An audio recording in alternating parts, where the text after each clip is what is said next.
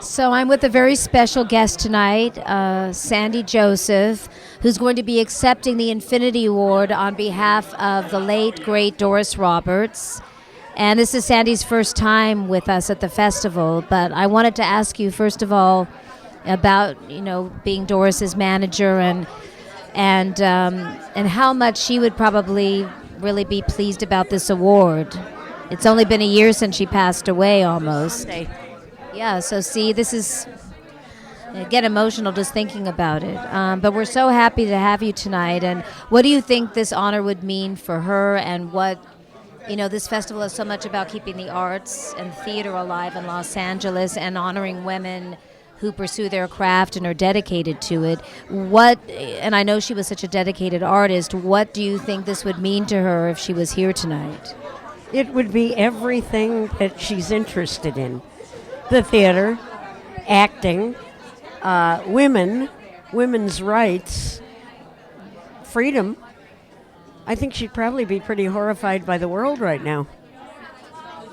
Well, that's why tonight is so important. And everyone that I've interviewed has said the same thing about, it's always important, but now we need to really drive it home, so to speak.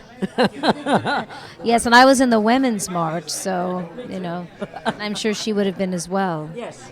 Absolutely. She was screaming about women's rights before anybody was. I said, you were a suffragette, weren't you? Yeah, she was a pioneer. Yeah, exactly. When she was trying to raise her son and work at the same time, the disapproval from her first husband was unbelievable. He was a traditional Italian man, and he thought she was terrible. But she, overcame all that and became a legend. And I used to say a legend in your own mind, but a legend in her own time, yes. Just being her. I mean, she was brilliantly gifted. She could do comedy. She could tear your heart out with drama. And she was a great person. She was in the forefront of the gay rights movement. Whatever came along that she could do. And the more well-known she got, the more she tried to do. The amount of money she raised for children affected by AIDS was staggering, in the millions, and I'm not good with remembering numbers, but she put on a comedy show every year for 15 years with everybody from Ray Romano to Jerry Seinfeld.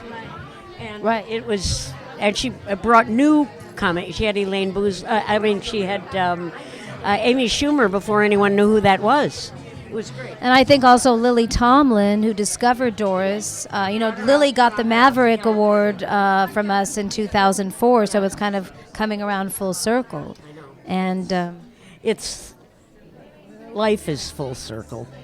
Believe me. Well, we're so happy that you're here tonight.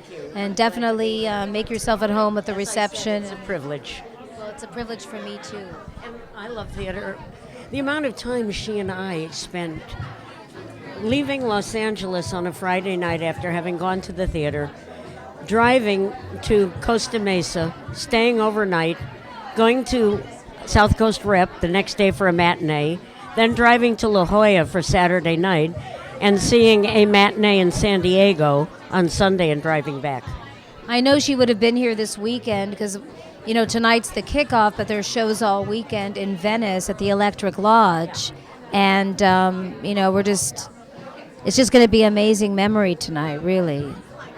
So is there anything you're especially looking forward to besides that moment, or just your first time here? I don't cry.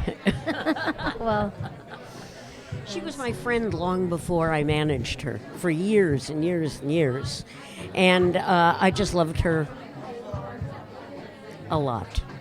Well, it's important for a manager to be a friend, too. I think that's important. Everybody, she was like my mom.